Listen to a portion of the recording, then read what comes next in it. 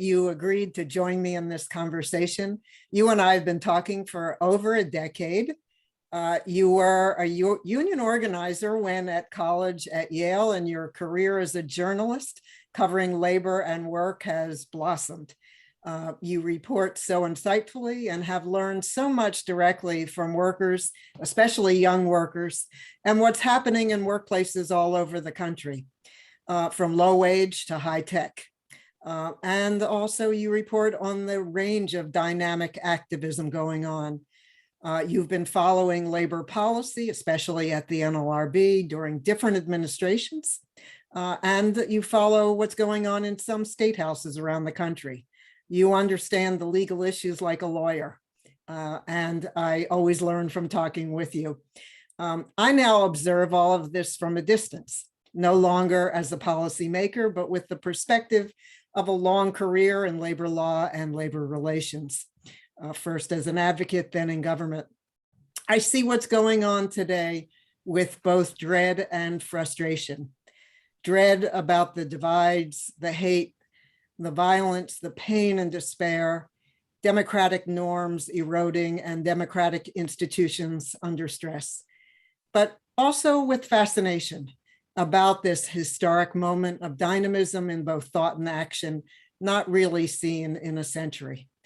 I thought that a conversation from our different and across generation vantage points might be of interest to our audience and fun, at least for us. So thank you, Josh. Thank you so much for having me, Wilma. I have learned a tremendous amount from you over the past decade, and it's a joy to get to have conversations like this and an honor to be part of this one. Thank you. So shall we proceed with our conversation? Please. You want to start?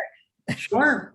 So as you mentioned, your career stretches throughout government and outside of government and a slew of organizations, and you found a way, including since leaving the board, to be involved in some of the most interesting things happening in the workplace. I wonder, to start with, about your experience working on models that are alternatives, like this effort to have a works council with a union at Volkswagen, more recently your work on employee ownership. Have those shifted your perspective from how you saw things when you were at the board? Do you see those as an alternative to NLRA unionism or as something else? Well, I have been lucky in my post-NLRB life, and it is true that up until then, my focus had been on traditional labor law, both as a union lawyer and during my nearly 14 years as a member, then chair of the NLRB. Since then, my focus has been on some really interesting kind of projects which push the boundaries of traditional labor law, or things that are occurring notwithstanding the law and its limits. You mentioned two things. About maybe 8-9 years ago, I was asked by the United Auto Workers to work with them when they were engaged in an organizing campaign at the Volkswagen plant in Chattanooga, Tennessee. And they were interested and in dialogue with Volkswagen about trying to set up a German-style works council if they were successful in organizing the plant. They consulted me because they wanted to know whether there was a chance that Volkswagen could set up a works council on its own, absent union representation. And my conclusion was that under existing labor law, Volkswagen could not do that. But unfortunately, the organizing campaign did not succeed. There was a lot of outside interference by various politicians in the state. There was a second election, which the union also won also lost more narrowly than the first. But so far, this experiment hasn't occurred. But I would say that the attempt by the United Auto Workers in dialogue with Volkswagen at the time sparked a lot of interest and probably a renewed interest in the German model of co-determination with its enterprise level works councils and worker representation on supervisory boards, along with, in the dual model, along with the unions themselves, negotiating with companies and across sectors, the economic pieces of the relationship. There has been a lot of interest in this, but so far it hasn't occurred. More recently, I've also, as you mentioned, been involved in some efforts at worker ownership. I first became knowledgeable about these things when I spent a few years at Rutgers and learned from their experts in worker ownership.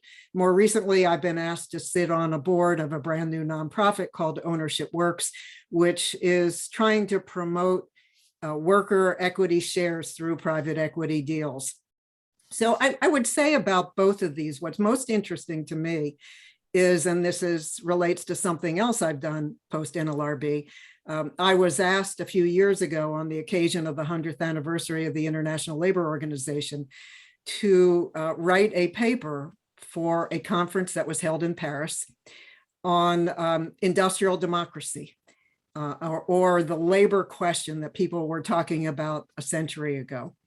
And the labor question was, the answer to the labor question was widely said to be industrial democracy. But what industrial democracy meant was subject to great interpretation amongst different aspects of labor and social movement, some more radical than others, and amongst employers themselves who talked about industrial democracy but had their own ideas about what it meant.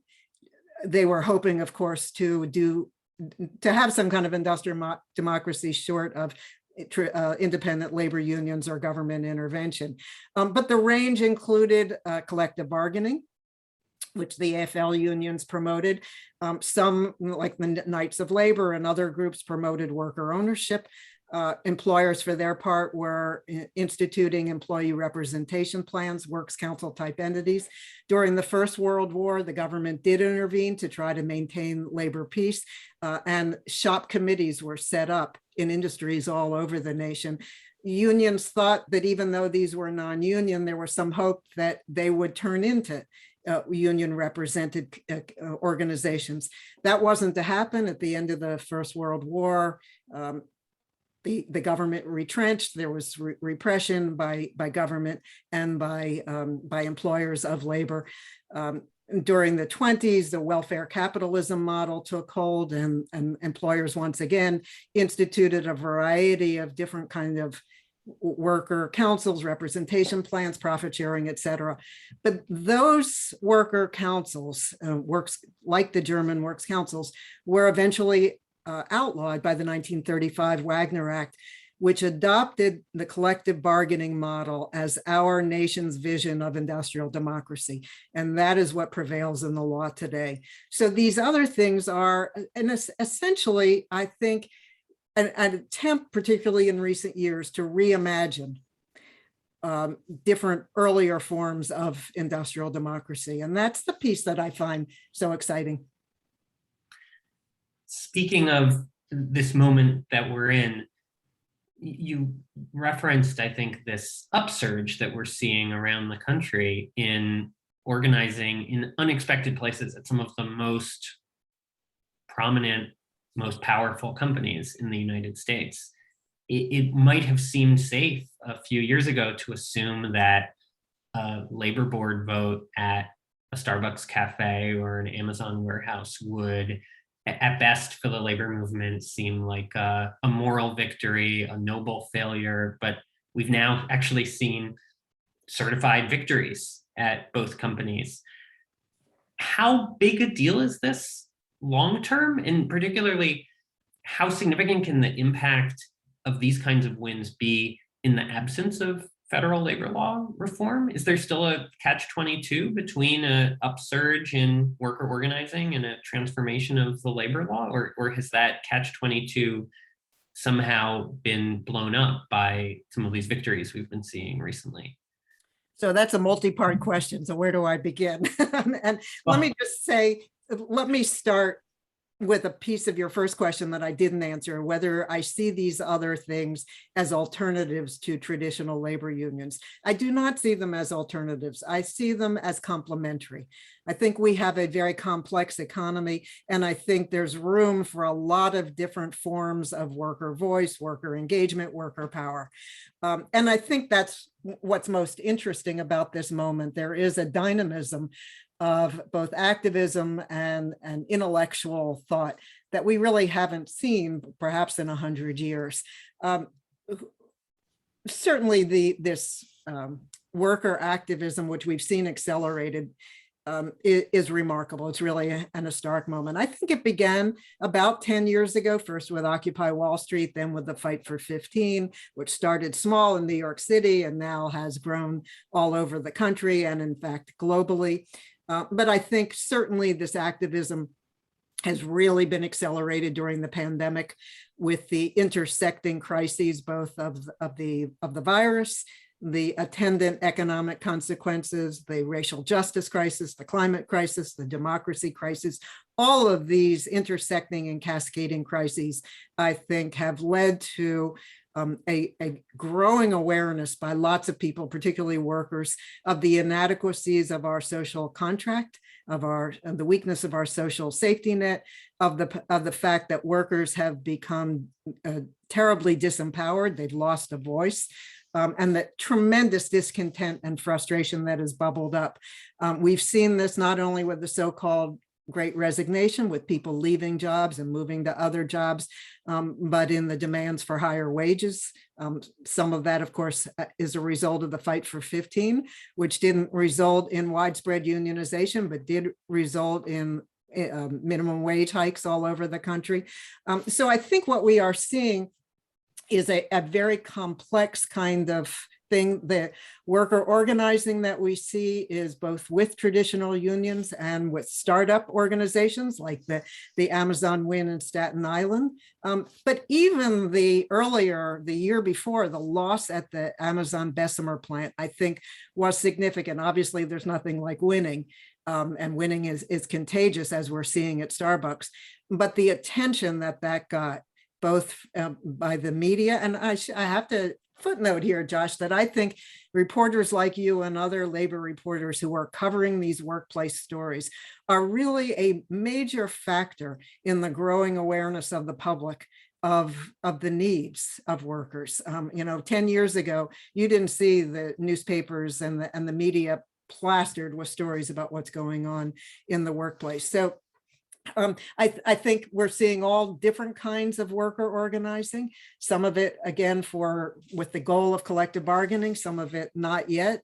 But this is something that people ignore at their peril, especially the corporate world.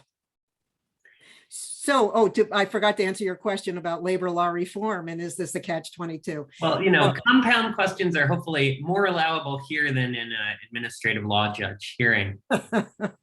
Well, I think this is all happening without labor law reform.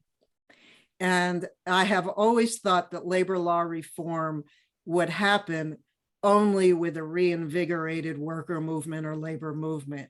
And so, I think it's going to go that direction rather than vice versa. It's a catch-22 in the sense that labor law reform would presumably also catalyze more union organizing. But I don't think, given our deep partisan divides and our deep divides on these kinds of issues, and not to mention the war on government that is so powerful in our country, I don't think that we will see significant labor law reform absent sustained, powerful worker activism.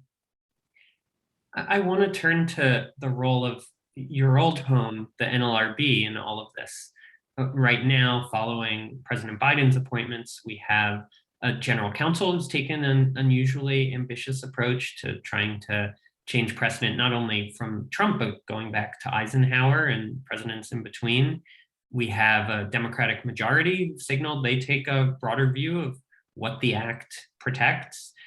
What do you expect we will see by the time the Republicans again are back in power and able to replace these folks? What do you think can or should get done? Well, that depends on when the Republicans come back in power, if they come back in power. But what we are seeing, obviously, and you've written about this a lot, is a very aggressive, ambitious general counsel. Some of it is a result of the profound and sweeping precedent changes during the Trump administration. Some of it, I think, is occasioned by what we just talked about, the amazing activism and dynamism going on in workplaces. And also a younger generation of workers, with all that represents, both the diversity, changing needs and demands, a desire for a voice. Yeah, they want economic improvements, but they also want a voice. They want dignity in the workplace, as far as I can tell. So I think the dynamics of the younger workers, and I'd be interested in your perspectives on this, because you talk to a lot of them, I know, but I think that is really making for some interesting cases coming before the NLRB. So far, the board itself has not issued any of the precedent-setting cases. They have had a lot thrown at them, not to mention undoing some of the rulemaking that the Trump board engaged in. Rulemaking is very time-consuming and labor-intensive. But what I think is for sure is what we will see coming out of this board is a much more dynamic, living view of the law than we've seen certainly during the Trump administration. When I talk about living law, that's a Louis Brandeis notion of keeping the law alive. Of course, the board has to act within the constraints of this aging statute. Not really amended since 1947. They have to act within the constraints of decades of precedent that they have to navigate, and they have to act mindful of a very skeptical and hostile judiciary, even more so as a result of the Trump appointments. I think any board committed to a dynamic interpretation of the law can make very meaningful change, but somewhat modest. They can't make radical change without statutory change. And the board, of course, is known for flip-flopping or policy oscillation. We'll see that again, absent any kind of real statutory change. But few areas of the law, I'm sure they will make some noticeable rulings, and those would cover the coverage issues, who's an employee, who's an employer, always vexing issues and issues that sometimes flip-flop. And that has included the issue of graduate teaching assistants, for example, not to mention who's an employee, who's an independent contractor. With remedies, the labor law has famously weak remedies. I'm sure they will do their best to, within the constraints of the law, try to impose meaningful remedies. And then perhaps some of the most interesting cases come within the issues of the scope of concerted activity protected by the law. Workers, again, are pushing, I think, the boundaries of what the board has considered to be within the scope of protected concerted activity. I think we'll see some interesting decisions. I think you've been covering one interesting trial that maybe we could talk about. And then last, I think the board certainly will make some rulings or rulemakings with respect to NLRB election procedures and the oversight of permissible campaign interference. It's interesting. Again, this also goes to this industrial democracy question that you raised at the beginning. I was surprised reading one of Nelson Lichtenstein's books a while ago to learn just how common that was in US mainstream political discourse a century ago, in a way it isn't now. And it's been interesting for me traveling around the country, talking to Starbucks workers to see what a theme of the campaign, democracy, and having a voice in the workplace has been. That many of these workers have been insistent that there is no particular issue or even set of issues that the company could resolve that would sufficiently mitigate their sense that they need a seat at the table. And they point frequently to Starbucks' invocation of an empty chair that's at the table representing them. And now they're in collective bargaining, trying to negotiate an actual seat in that actual chair with the company. I know we're almost out of time. I do wonder, when we talk about the board, now that you have the perspective of these years since leaving, are there particular issues that you wish you had been able to tackle more while you were there, or approach in a different way? Well, the coverage issues always interested me because I was quite struck during my time at the board how ingenious the business world was in the way they structured their operations and particularly the way they arranged for work to be done. And that often led to issues of whether they were the employer of the workers in question, whether they had to bargain with them, whether they were joint employers, whether they were considered an alter ego or a single employer in the parlance of the law, whether the workers were independent contractors or their employees. I would have liked to have been able to decide some of those issues. I wrote dissenting opinions on some of those classification issues. The board, after I left, did issue some decisions. Those have been subsequently reversed by the Trump board. In fact, I have said to some of my colleagues that I felt a little bit canceled in some of the decisions, but I spent 8 years in the minority during the Bush years. And I have to say that perhaps what I am most attached to and maybe most proud of is the body of dissenting opinions, because even if the majority opinions get overruled, the dissents are still out there and still can migrate to a majority position at some time in the future. But I wanted to comment, Josh, also about democracy and political democracy, because that was a theme 100 years ago that and this was a Brandeis notion as well, that you couldn't really have political democracy without democracy in the workplace. And one of the notion of the labor question, which people say has arisen again in this new Gilded era, the notion of the labor question was that there was a gap between the promise of democracy or the American dream and the grim realities of life for so many people, for so many working people. And so I think these issues are as real today as they were 100 years ago. As we are seeing the erosion of some democratic institutions, I think these issues are even as important as they have ever been. And I think workers do realize that. There are also a couple of bills that have been introduced into Congress that would mandate a worker representation on corporate boards. I think, as I said earlier, this is part of the German model of co-determination that has fascinated some people. I don't think we can just simply export the German model into our society, but I think, and this is what I tried to say at the beginning, I think we need to be open-minded to new approaches. To not in place of traditional unionism or collective bargaining by any means, but to perhaps open up the dialogue, to engage more. One of the things that I think is most sad is the lack of any kind of meaningful dialogue between labor, business, and government. But they have that in Europe. That's the so-called social dialogue or the social partners. That I think is sorely missing from our climate. And I would like to hope that this historic moment will lead to some more opening up of that dialogue. Whether it's going to be a transformational moment in terms of profound change and improvement, I guess remains to be seen. It will require, I think, a lot of public attention, a lot of writing by you about these issues, you and your colleagues, an opening up of the business world, some courageous business leaders who are willing to say we need a new approach. We can't just have this traditional knee-jerk anti-unionism. And I think that business world has to do that, that they, at their peril, will if they ignore the alienation, the frustration, the voicelessness, the powerlessness of workers. We are seeing the results of that in many respects right now. Thank you. I think we're about to be out of time and you've summed it up very well. I really appreciate your inviting me to have this conversation, and let's keep it going for the months and years ahead. Thank you, Josh. I really appreciate your willingness to do this with me. I wish we had a little more time because I know you have lots of things you could share with us, but I know you're going to continue writing and your voice will be out there for a long time to come. So thank you for this opportunity. Thank you so much.